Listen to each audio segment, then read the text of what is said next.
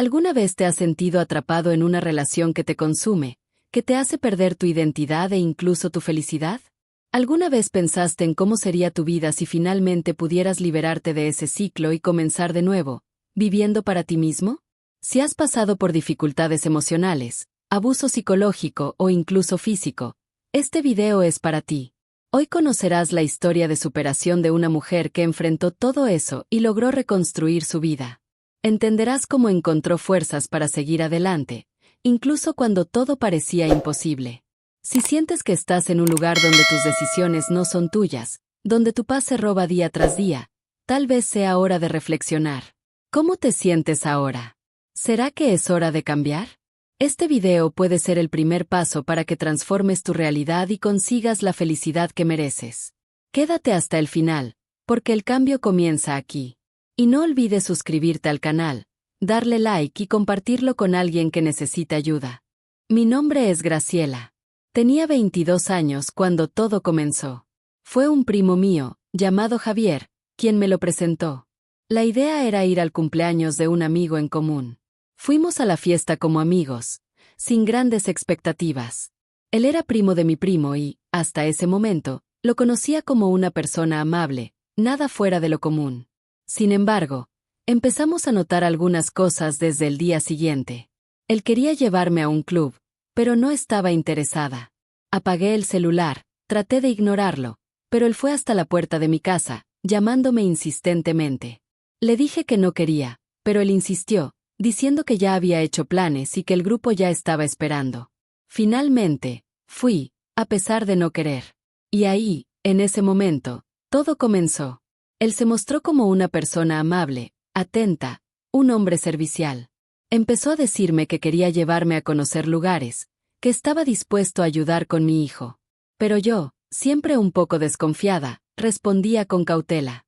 Le decía, no, mi hijo tiene padre, no necesito ayuda con eso. El tiempo pasó y, más adelante, después de un viaje juntos, las cosas empezaron a intensificarse. Pero, aún así, para mí todo estaba sucediendo demasiado rápido. Comencé a sentirme incómoda con la rapidez de la situación, y cuando él quería recogerme en la universidad o en el trabajo, la sensación era que todo se estaba acelerando demasiado. No quería que las cosas sucedieran tan rápido, así que pedí más tiempo, pedí conocerlo mejor.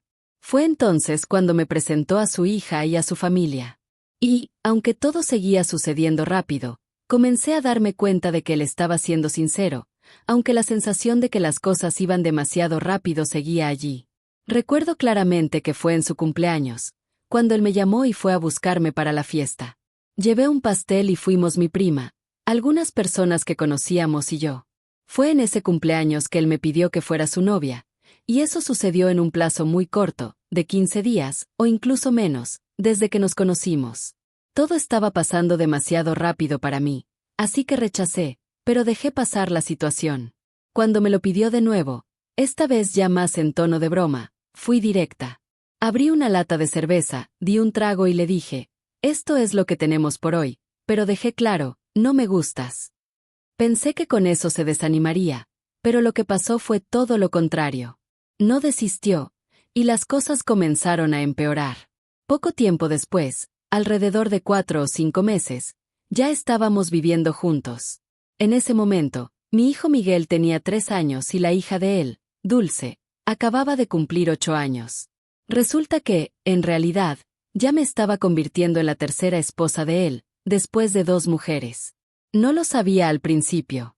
Solo descubrí eso al final de mi matrimonio, cuando ya estaba más involucrada. Sabía de las 2 anteriores, pero solo la segunda esposa me advirtió sobre muchas cosas, y eso me dejó en una situación muy complicada, sin darme cuenta realmente en lo que me estaba metiendo. La madre de Dulce, antes de fallecer, me llamó para hablar y me contó todo lo que él había hecho. Fue un shock. Me di cuenta de que él era un narcisista compulsivo, que necesitaba tener el control de todo y de todos a su alrededor. La situación se agravó tanto con su control, que instaló cámaras en todos los lugares, en la entrada, en la salida, en el patio. Tenía acceso a todo. Si yo salía, si volvía, él sabía dónde estaba todo el tiempo. Controlaba todo. Fue entonces cuando la madre de él me contó que él actuaba de la misma manera con ella y con las otras exnovias. Y ahí fue cuando me di cuenta de que el problema no estaba en mí. Fue cuando la ficha cayó. Me di cuenta de que me había casado con la persona equivocada. El primer arrebato de él ocurrió justo al principio, cuando llevábamos apenas 4 meses viviendo juntos. Fue ahí cuando vino la primera agresión. Terminamos en la comisaría, pero poco después él actuó como si nada hubiera pasado. Trataba todo con tanta naturalidad que para él era como si fuera normal. Y para su familia también. Estaban tan acostumbrados a esa situación que dejaron de involucrarse. Parecía que para ellos todo ya formaba parte de la rutina. Él decía que había tenido un arrebato de celos porque había sido traicionado en el pasado. Y entonces juraba que eso no volvería a ocurrir. Iba a casa de mi madre, lloraba en sus brazos, pedía perdón, hacía todo ese drama. Para su familia, eso era solo otro episodio más, algo que ya formaba parte de su día a día. Fue cuando ocurrió un nuevo episodio, algo que jamás imaginé que podría suceder. Nos reconciliamos, y poco después descubrí que estaba embarazada de María Flor. Durante esa gestación, él hablaba mucho de lo mucho que se estaba haciendo mayor, que quería tener un hijo, que quería ser un padre presente. Expresaba una necesidad de ser papá, y hasta decía que estaríamos juntos para siempre. Creó esa idea, pero hoy entiendo mejor la verdadera razón detrás de todo esto. La primera esposa de él adoraba viajar y salir, pero él se lo prohibía. Tenía ese control, ese poder sobre sus decisiones. Con la segunda esposa, la llevaba a viajar, a hacer planes, pero ella siempre tuvo el sueño de ser madre, y él no quería darle un hijo. Ella terminó yéndose. Esa necesidad de ser madre pasó a mí. Entonces, él quería tener un hijo conmigo, no solo para hacerme feliz, sino para satisfacer algo que no había logrado en las otras relaciones. Para entender cómo funcionaba él, yo siempre insistía mucho en poder hacer cosas simples, como conducir, estudiar y tomar el coche.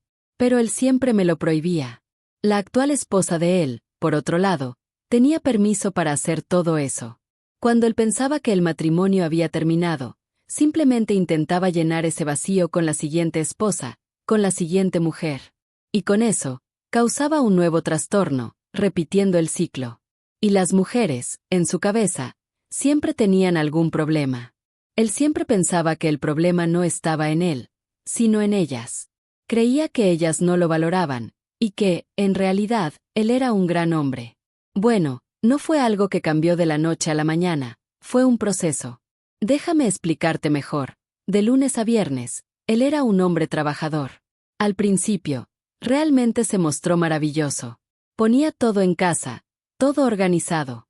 A mí me gustaba mucho tomar cerveza, así que me dejaba tranquila. Pero pronto empezó a controlar la cerveza. Comenzó a contar las latas, diciendo, «Wow, ya tomaste 3», y así sucesivamente. Luego, empezó a controlar las finanzas. Cuando recibía la pensión de mi hijo, la pensión de Miguel, él decía que el dinero debía ir a su cuenta. Con la segunda esposa, la llevaba a viajar, a hacer planes, pero ella siempre tuvo el sueño de ser madre, y él no quería darle un hijo. Ella terminó yéndose. Esa necesidad de ser madre pasó a mí. Entonces, él quería tener un hijo conmigo, no solo para hacerme feliz, sino para cubrir algo que no había logrado en las otras relaciones. Trabajaba con él, pero no veía el dinero. No tenía dinero para cosas simples, como comprar un pañuelo, algo básico. Él decía, «No, todo lo que ganamos es para la casa». Cuando pedía algo sencillo, me decía, «No, ahora tienes que esperar». Fue así, controlando poco a poco. Una de las cosas que más me afectó fue el control sobre mi vida social. Siempre fui muy familiar. Mi familia siempre fue de muchas fiestas y encuentros. Cuando nos conocimos, siempre insistía, «¿Por qué tu familia no hace asados? ¿Por qué la gente de la calle no habla contigo?». Él siempre decía que era porque mis hermanos tenían celos de él, que los vecinos tenían celos. Usaba esos argumentos, y yo, inocente, pensaba que él estaba siendo víctima de una injusticia. Entonces, el vínculo de amistad de él pasó a ser el mío, y su vínculo familiar pasó a ser el mío. Con el tiempo, me fue apartando de todo. Cuando empezó a tener más control, me decía, «¿Por qué vas a la fiesta de tus amigas? Lo máximo que puedes hacer es ir al supermercado a comprar algo con ellas, y de allí yo te recojo. Él me llevaba y me traía. Ya no tenía libertad. Empecé a preguntarme cuánto me estaba limitando en mi vida social, pero al mismo tiempo él siempre me hacía sentir que era normal, como si yo estuviera haciendo algo mal. Me incapacitó tanto que tenía miedo de no ser capaz de salir de esa situación y no poder cuidar de mis hijos, alimentarlos, hacer algo por mí misma. El miedo que me puso fue tan grande que me paralizó. Tenía miedo de perderlo, y ese miedo me controlaba. Esto fue antes de la conversación que tuve con la madre de su hija. Cuando finalmente hablé con ella, 2 meses después, ella se suicidó. Nunca olvidaré esa escena. Él miró hacia mí y me lo contó. En ese momento, algo dentro de mí se rompió. Supe que todo había terminado. Entonces, fuimos a su casa, y encontré muchas cosas allí. Cogí su diario y, al empezar a leer, me di cuenta de lo loco que estaba. Las cosas que ella escribió eran absurdas. Me quedé paralizada. Recuerdo que mi madre me envió un mensaje, un texto lleno de palabras de fuerza, y habló mucho conmigo. Pensaba, ¿cómo pudo hacer esto? ¿Cómo pudo destruir tantas vidas de esa manera? Comencé a sentir que me estaba obsesionando con ello, pero él me decía, ahora tienes que ayudar, cuidar de mi hija. Tienes que hacerlo por ella. Y yo me preguntaba, ¿y ahora qué voy a hacer con mi vida con 3 niños pequeños y solo 24 años? No creía que eso estuviera pasando. Lo pensaba constantemente, sin saber qué hacer. Así pasaron los días, y aunque ya había cosas que empezaba a prohibir, aún así, cedía por miedo. Una de las cosas que tomé con firmeza fue cuando él comenzó a ponerse cada vez más nervioso. A veces, en medio de la madrugada, me despertaba y él estaba tocando mis partes íntimas. Me quejaba, y él respondía, «Eres mi mujer, tienes que dejarlo. ¿Quieres que lo haga con otra mujer en la calle?» Me parecía un absurdo, pero, a sus ojos, yo era su mujer y él sentía que debía permitirlo. Fueron varias veces que eso sucedió. Me despertaba en medio de la noche y él hacía lo que quería. Tenía que dejarlo terminar. Me levantaba, me higienizaba, me acostaba y trataba de dormir, pero eso no dejaba de darme vueltas en la cabeza. No entendía por qué hacía eso. Él me decía, «Eres mi mujer, me gustas, disfruto de ti, eres mía». Me fue convenciendo de que así debía ser. Además, me manipulaba de una forma tan absurda que llegaba a hacerme creer que estaba tan sumisa, tan manipulada. Creé la necesidad de querer agradarle, hasta que un día no soporté más y dije, «Basta, se acabó». Fue entonces cuando me amenazó, diciendo que si me iba, me mataría. Llegué a convertirme en alcohólica, en un estado tan grave que me di cuenta de que necesitaba salir de eso. Me prohibió tomar medicinas, y cuando decidí ponerme un DIU, él no me dejó. Siempre decía que todo tenía que pasar por él, incluso mis decisiones sobre mi propio cuerpo. Después de mi hija María Flor, quedé embarazada 3 veces. Y de esos 3 embarazos, fui obligada a abortar en mi propia casa. Cuando llegué al tercer aborto, algo dentro de mí se rompió. Ya no pude más. Me dije a mí misma, basta, se acabó. Fue entonces cuando, en 3 semanas, conseguí un trabajo y decidí que me iría de la casa. Comencé a trabajar y reforcé mi decisión. Mi mente se preparó para la libertad que tanto anhelaba. Ya no podía estar con ese hombre.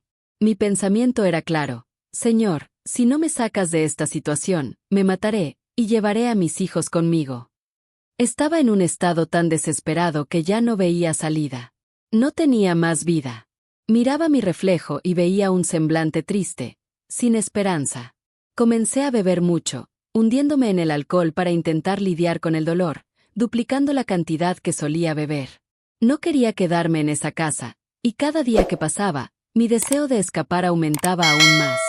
Cuando él se dio cuenta de que ya no estaba escuchando lo que me imponía, la situación empeoró. Las agresiones se volvieron físicas y verbales. Empezó a manipularme aún más, y cada día que pasaba, vivir con él se convirtió en un verdadero infierno. Fue el peor año de mi vida, un infierno que él causó, y fue en este periodo que pasé por mi primer aborto. Recuerdo claramente cómo él utilizó una táctica cruel. Tienes un niño pequeño, todo va a recaer sobre ti. Ya tienes a Dulce, a Miguel y a María. La culpa, según él, no era suya, y aseguraba que eso no volvería a ocurrir. Pero yo no quería. No quería ese aborto. Él decía que no había otra opción, que no había condiciones para mantener ese embarazo. Y fue ahí cuando lo hizo. Compró la medicina y me la puso en la mano. Me dijo que la tomara, y cuando me negué, me obligó. No es un niño, solo es un feto, no es nada, es solo una bolita de sangre, dijo. Luché contra eso, pero no me dio opción. Él mismo me puso la pastilla en la boca y me dijo que me quedara allí acostada, sin levantarme para nada. Lloré tanto, tanto ese día, y los niños estaban en casa, sin entender lo que estaba pasando. El segundo aborto fue peor, y los detalles se mezclan en mi memoria, pero lo que más me marcó fue cuando él pidió perdón. Lloró, diciendo que iba a mejorar. Creí que tal vez se había arrepentido, así que intenté seguir adelante. Pero, en cambio, las cosas solo empeoraron. Él fue empeorando cada día más. El tercer episodio fue algo muy fuerte para mí. Fue prácticamente un abuso, ya que no fue una relación consentida. Después de este abuso, enfrenté el tercer aborto. Lo resumiré rápido porque me hace mucho daño recordarlo. Él nuevamente trajo el medicamento, yo le dije que no lo tomaría, me golpeó, me tiró a la cama, cerró la puerta, me dijo que solo me quedara quieta, introdujo el medicamento en mis partes íntimas, se levantó para asegurarse de que no fallara, y eso fue todo. Yo solo lloraba, trataba de salir, pero no podía. Me dijo que me quedara acostada, que él cuidaría de los niños. Me quedé allí unos minutos, y luego dije, basta, no quiero más. Cuando le dije que no quería continuar, empezó a comportarse como el mejor hombre, como si todo estuviera perfecto. Pero en mi cabeza ya estaba claro, no quiero más, necesito salir de aquí. Comencé a juntar dinero para poder irme. Fue entonces cuando tuvimos una gran pelea, que se convirtió en el detonante de la situación. Él agredió a mi hijo, y yo, en un impulso, le di una bofetada a su hija. Ahí fue cuando realmente dije, basta. Recogí mis cosas y me fui. Mi madre vino a buscarme y llevó todo al coche. Al día siguiente, cuando volví a recoger lo que faltaba, él apareció con lágrimas en los ojos, preguntando si estaba segura de lo que estaba haciendo. Actuó como si nada hubiera pasado, como si no hubiera ningún problema. Lo más absurdo es que él tenía este comportamiento con todas las mujeres con las que se relacionaba. No estaba satisfecho hasta conseguir construir todo lo que quería usando a las mujeres a su alrededor. Ellas trabajaban para él, ayudaban a pagar las cuentas, contribuían en todo, pero al final él siempre conseguía algo más y ponía a esas mujeres en un estado de dependencia emocional. Cuando conseguía algo, como un coche o algo material, se sentía con el derecho de manipular aún más, hasta que ellas hicieran todo lo que él quería. Pero cuando dijo que era nuestro, refiriéndose a todo lo que él conquistaba, me di cuenta de lo mucho que me estaba manipulando y como él no veía nada como de ellas. Al final, me dijo que no tenía derecho a nada, que solo entré en su vida con la ropa que llevaba puesta. Hizo esto conmigo y con todas las demás. Fui la quinta mujer en pasar por esto, y las demás tuvieron la misma historia. Me fui, y cuando comencé a reclamar mis cosas, la casa, el coche, todo lo que era nuestro, él simplemente me dijo, no tienes derecho a nada. Sabes que no tienes derecho. Si te vas, lleva a tu hija, porque dudo que puedas criarla. Esas fueron sus palabras. Entonces, me fui. Alquilé una casa sola. Al principio, mi hija se enfermó mucho, y durante ese tiempo, cada vez que lo llamaba para resolver algo sobre María Flor, él les decía a todos que yo quería volver. Pero cada vez que llegaba a casa o salía para el trabajo, él estaba esperándome en la puerta. En una de esas ocasiones, entró en mi casa sin avisar y me dijo, necesito hablar contigo. Le pregunté quién lo había dejado entrar. Este fue el comienzo de la persecución, el post-relacionamiento tóxico. Sabía que necesitaba tiempo para lidiar con el dolor del matrimonio, así que comencé a buscar terapia. Busqué ayuda para poder tratarme, porque sabía que no podía permitirme traer a otra persona a mi vida en ese momento solo para tratar de aliviar el dolor. Ese periodo me costó mucho, emocionalmente, físicamente, financieramente y hasta en la salud mental de mis hijos. El peso fue enorme, pero con el tiempo, me di cuenta de que ya no soy la persona débil que era. Aprendí a fortalecerme. El miedo que él me impuso me empujó a un precipicio, pero fue ese mismo impulso lo que me hizo buscar y alcanzar todo lo que quería, todo lo que anhelaba en la vida. Hoy, puedo decir que vencí. Cuando vi que en el primer mes logré pagar el alquiler, hacer la compra del mes y cuidar a mis hijos, me di cuenta de que ahora podía conquistar lo que quisiera. Y esto, al principio, comenzó a despertar su ira. Empezó a perseguirme, de manera sutil, manipulando a las personas a mi alrededor, haciéndoles creer que quería volver con él. Pensaba, este hombre está loco, no puede ser. Dentro de esta lucha, no busqué la justicia para reclamar lo que era mío. Sabía lo que me correspondía, pero no fui tras eso. Sabía que en la vida todo lo que hacemos tiene un precio. Mi oración fue sencilla, pedirle a Dios fuerza para perdonar. Porque necesitaba perdonar para poder seguir adelante. No se puede vivir con un peso tan grande. Y mi pedido fue, Señor, ayúdame a perdonar, pero que Él pague, no solo por mí, sino por todas las demás que lastimó. Porque lo que hizo es un crimen, y no tiene nombre. Salir de esta situación fue una lucha. Cuando logras liberarte de algo así y sanar tus heridas, ves lo lejos que puedes llegar. Sin embargo, para él, siempre pensó que tenía razón, y jamás aceptó que había algo mal en su comportamiento. Este tipo de hombre, con un comportamiento narcisista, tiene como objetivo manipular y controlar, y hacerte creer que lo necesitas a toda costa. Este tipo de manipulación es destructiva, y es algo a lo que todas las mujeres deben estar atentas. Después de un tiempo, respiré hondo y tomé una decisión. Quería seguir adelante, empezar de nuevo y reconstruirme. En octubre, él me agredió físicamente una vez más, y esta vez logré obtener una medida de protección contra él. Esto me dio la fuerza necesaria para acercar a mis hijos a mí y comencé a establecer una nueva rutina, creando una base segura para mi familia. Hoy, veo la felicidad en los ojos de mis hijos. Tengo un gran apoyo, tanto de la familia paterna de mi hijo como de otros miembros que se han convertido en mi pilar. La esposa del padre de Miguel, que es maravillosa, también ha sido una gran presencia en la vida de mis hijos. Pasé por muchas cosas, pero lo que más me marcó fue salir de esa relación. Si existe un fondo de pozo, puedo decir que fui lanzada ahí. Pero nadie miró atrás, y tuve que salir sola, levantándome con fe y coraje. Cuando superamos obstáculos tan grandes, eso nos da la oportunidad de inspirar a otras mujeres, mostrándoles que también pueden hacerlo. El apoyo de mi familia fue fundamental durante este proceso. Mi madre, mis hermanos, mis tíos, mi padrino, amigos e incluso los vecinos de su calle estuvieron conmigo.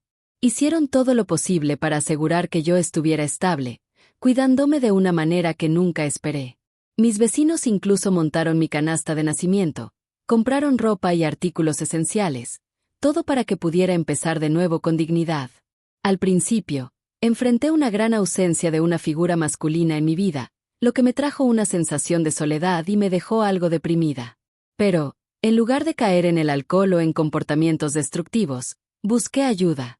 Fui a terapia porque sabía que no podría lidiar con todo esto por mí misma. Recuerdo hasta el día de mi primera sesión de terapia. Estaba tan agotada emocionalmente que no podía decir una palabra sin llorar. En la segunda sesión seguía igual. En la tercera, logré hablar de algunas cosas, y en la cuarta, ya comenzaba a mejorar.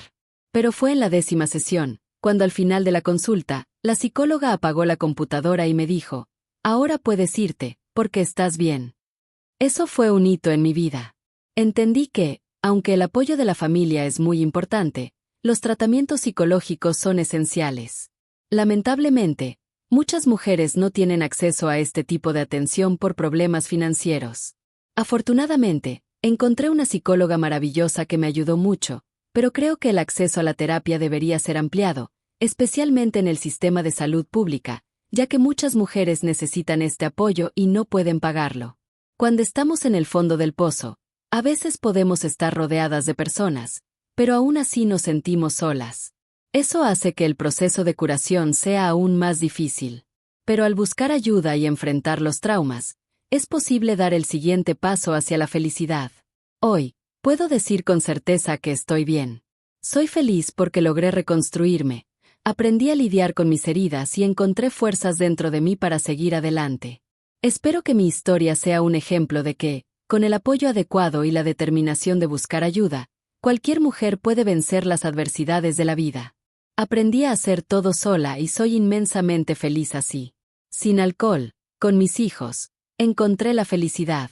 Ahora, consigo equilibrar mi trabajo, que es por cuenta propia, con las responsabilidades del hogar. Pago mis cuentas con la cabeza en alto.